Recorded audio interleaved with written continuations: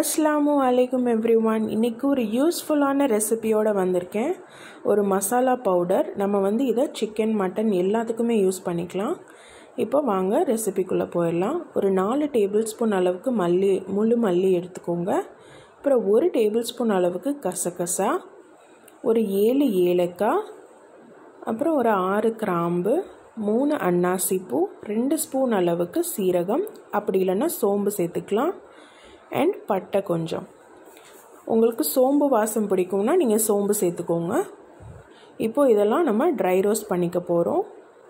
First ஒரு கடாயில் நம்ம மல்லி மட்டும் சேர்த்து ட்ரை ரோஸ்ட் பண்ணிக்கலாம். மல்லியோட வாசம் வர்ற வரைக்கும் நல்லா இதை ரோஸ்ட் பண்ணி எடுத்துக்கோங்க. மல்லியோட வாசம் வரும். ஸோ அது வரைக்கும் ட்ரை ரோஸ்ட், அதாவது சிம்லேயே தான் நீங்கள் வறுக்கணும். ஹை ஃப்ளேமில் வறுத்திங்கன்னா அந்த மசாலா பவுடரோட டேஸ்ட்டே மாறிடும். ஸோ இதை தனியாக எடுத்து வச்சுக்கோங்க. இப்போது அதே கடாயில் நம்ம மிச்சம் உள்ள பொருளையும் ஃபுல்லாகவே சேர்த்துக்கலாம்.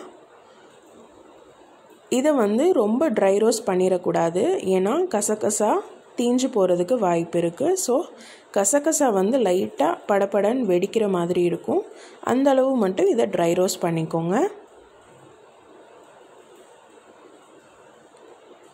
இப்போ இதையும் நம்ம பிளேட்டுக்கு ட்ரான்ஸ்ஃபர் பண்ணிவிட்டு ஆற விட்டுருங்க.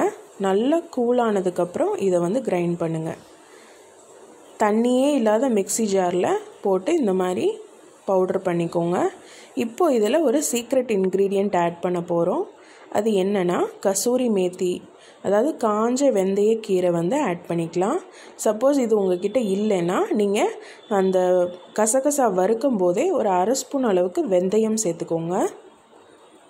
இதையும் நல்லா கிரைண்ட் பண்ணிக்கலாம். நம்மளுக்கு சூப்பரான மசாலா பவுடர் ரெடி ஆயிடுச்சு. இதை நீங்கள் எனி நான்வெஜ் கிரேவி எல்லாத்துக்குமே யூஸ் பண்ணிக்கலாம். மட்டன், சிக்கன், அப்புறம் ஃபிஷ் ஃப்ரை அண்ட் முட்டை புர்ஜி இல்லை முட்டை குருமா எல்லாத்துக்குமே நீங்கள் யூஸ் பண்ணிக்கலாம். வெஜ் குருமாக்கு கூட நல்லாயிருக்கும். ஸோ கண்டிப்பாக இந்த ரெசிபியை ட்ரை பண்ணி பார்த்துட்டு எப்படி வந்ததுன்னு கமெண்ட் செக்ஷனில் சொல்லுங்கள்.